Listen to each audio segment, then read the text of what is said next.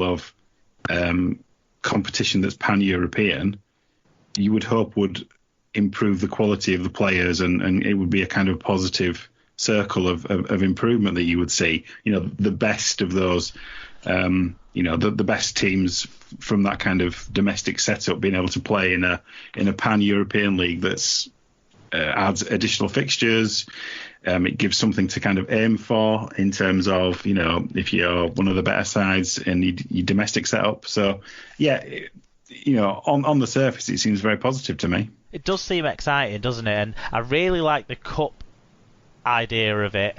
If it could be like not a Champions League in the way that is the pinnacle in sort of soccer, but that sort of format of like a group stage and then a knockout stage kind of competition, maybe, rather than it being the main league that these teams compete in. Because, like you say, where they do have a domestic league, it's very small, so it's limited number of games, that sort of thing. So this could give them that greater exposure. It's whether they can get things like sponsorship deals and TV deals and that sort of thing, I think will be a way off for what is essentially amateur competitions.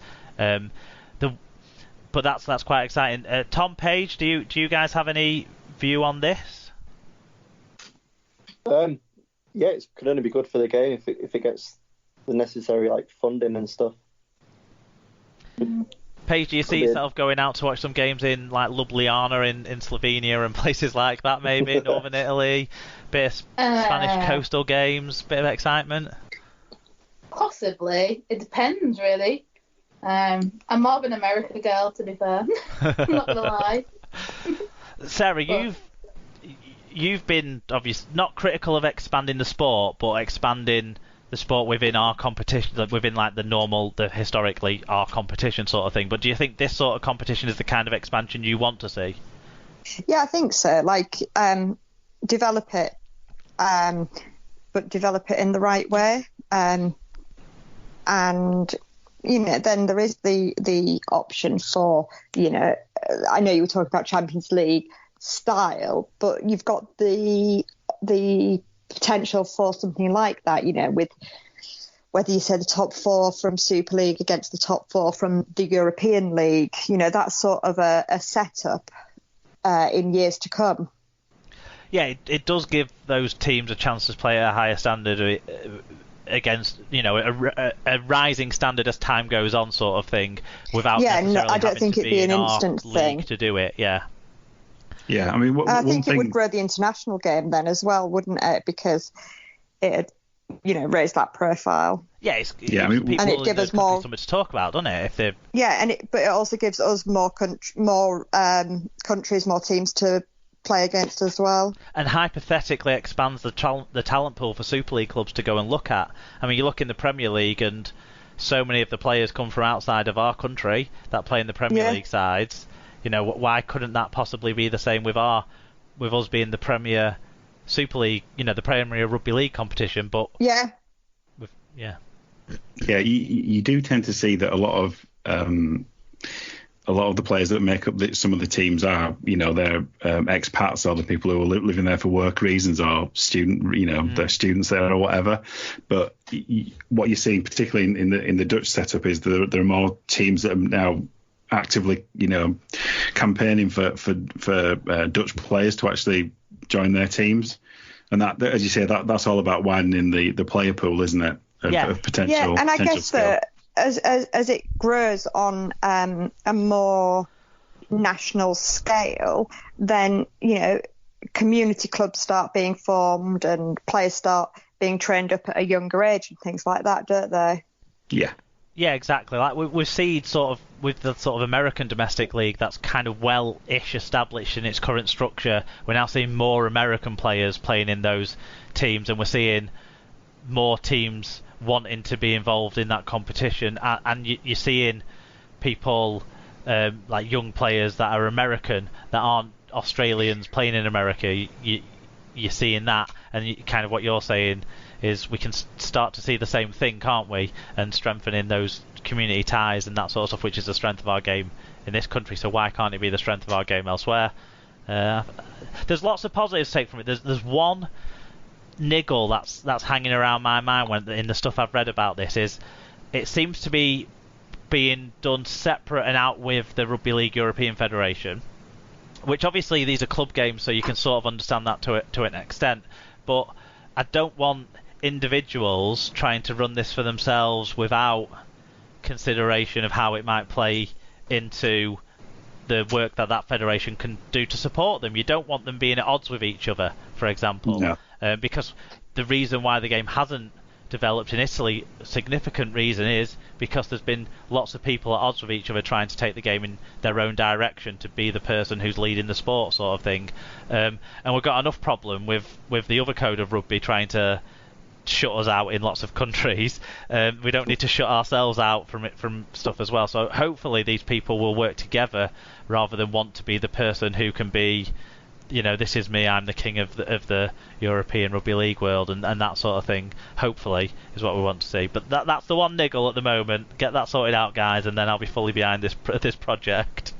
And that's what everyone longs for, Mark Illingworth to be behind their project. All right, Sarah.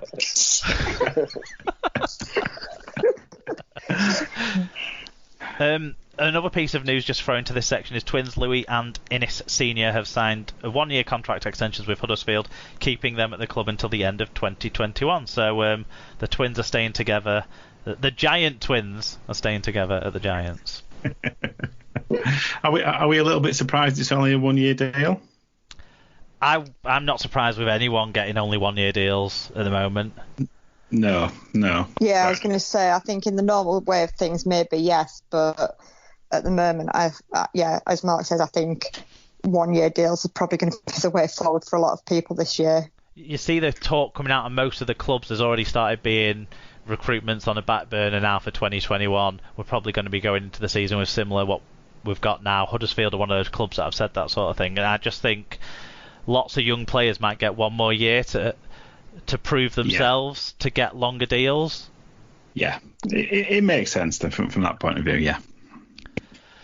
Right, shall we go into what's been going on more coronavirus linked then, Alan? Do you want to start us with I think the 13th of May was the first time there was any notable news? Yep, so it was announced that the Championship and League One clubs have set up a working group with the RFL to consider playing games behind closed doors. A separate group will look at alternative means of raising revenue in the absence of gate receipts. Both groups will be chaired by RFL officials and will be convened as soon as possible. You wonder if this probably should have been news 6 weeks ago, really. I don't know why you're setting up a working group now, because it's a return behind closed doors was always going to be on the cards, whatever happens. So it's perhaps a little bit late. I think it's more because there's no consensus, so they're having to do more consideration and analysis around the piece to try and get some sort of consensus.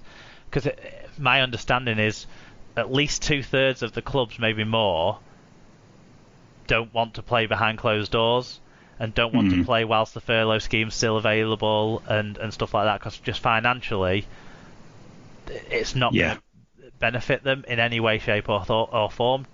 Finishing off the season isn't going to help for those clubs. No. Whereas there's a smaller group of clubs, probably the ones who are fighting for promotion from one of the two leagues, who are going to be wanting to get the season done so that they can then start arguing that they deserve some sort of promotion in a skewed, short and twisted, differently done season.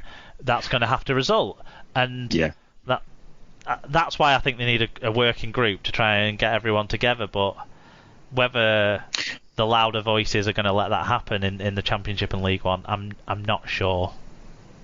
I mean, the extension of the furlough to October it almost adds fuel to the fire, doesn't it, for those clubs who might want to write the season off? Well, certainly it's effectively extended, like you say, to October, but it's I suppose August is a cut-off point, isn't it, that the clubs will be looking for as well. And maybe by August we might know more about when fans can be allowed back into games. But then there'll be some clubs who can open the gates to fans, because like Coventry play at the Big Butt. They've got that big stand that they can socially distance the fans in because there's only 200 of them. Whereas, I don't know, Hunslet maybe might not have the same option when they've got 1,000 fans getting into their small stand.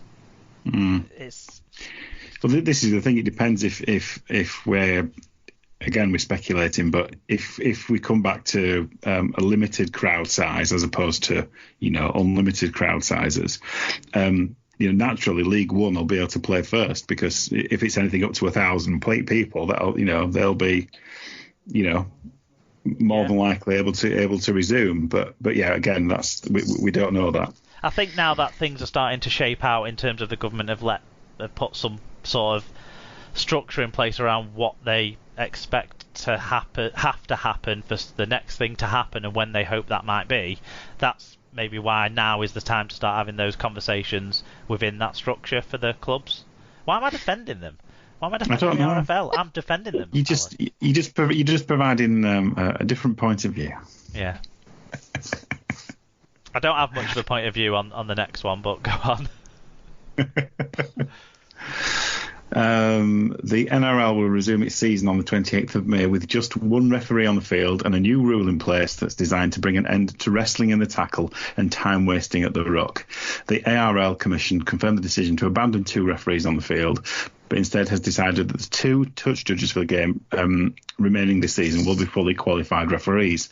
They also announced the decision to introduce a 6-again rule, which will allow an attacking team another full set of 6 tackles rather than stopping play for a penalty. The rule was used in the 2012 NRL Indigenous All-Stars game on a trial basis and hasn't been heard of since, but now apparently it's back.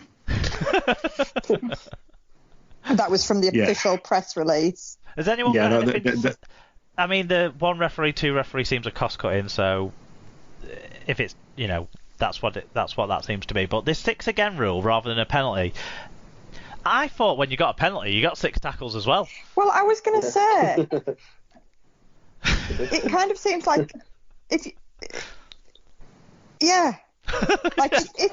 you're a long way down the field, as in away from your touchline, you're not going to want to go for that, are you? Because you'd rather be able to kick the ball and then have another 6 tackles. What it sounds like the rule is you don't have the option for a tap or a kick. It's effectively like if you'd lost, I don't know, the other guy had lost the ball and you recover it, and the referee waves 6 to go, doesn't he? Kind of the turnover of possession. That's what it is, rather than a potential penalty. So you can't kick for field position. You can't just tap it. So in effect, I guess. But the one thing I'm not clear about is if you're then tackled, is that the first tackle or is it the 0 tackle? I don't know. I would guess. So does it mean you can't kick for 2 then? You won't be able to kick for 2 because it's 6 again. It's not a penalty. Yeah. And is that for all penalties or non-penalties? No, this is just for ruck indiscretions, but it looks like just for ruck indiscretions by the defending team. I don't know. Paige, do you think it'll at least speed the game up without the delays going for penalties and getting ball boys to go and find new balls to throw on the pitch and stuff? It might speed up the game a bit, but it just all seems a bit ridiculous. It's like they don't want people touching each other and getting a tackle, and they're going to give another 6 tackles anyway. It's all a bit stupid. It makes no sense. Like the government made no sense. They make no sense. It's definitely been put out there, and I feel like it hasn't been explained enough. Yeah. There's a reason why it didn't come back after 2012. Yeah. But isn't that just typical of rugby league? It's like we'll try something, then we'll decide it didn't work, put it away. Oh, hang on, look what I've just discovered. This sounds like a good idea. Let's try it. Mid-season. Yeah, mid-season. Yeah. I think both the 1 referee and this rule, I think they're pet projects for Blandys out there over there. It would seem. Yeah. And that's why again it's an increase in personal influence thing, isn't it? I think more than anything else. Sarah, what about the 14th of May? What came out on that day?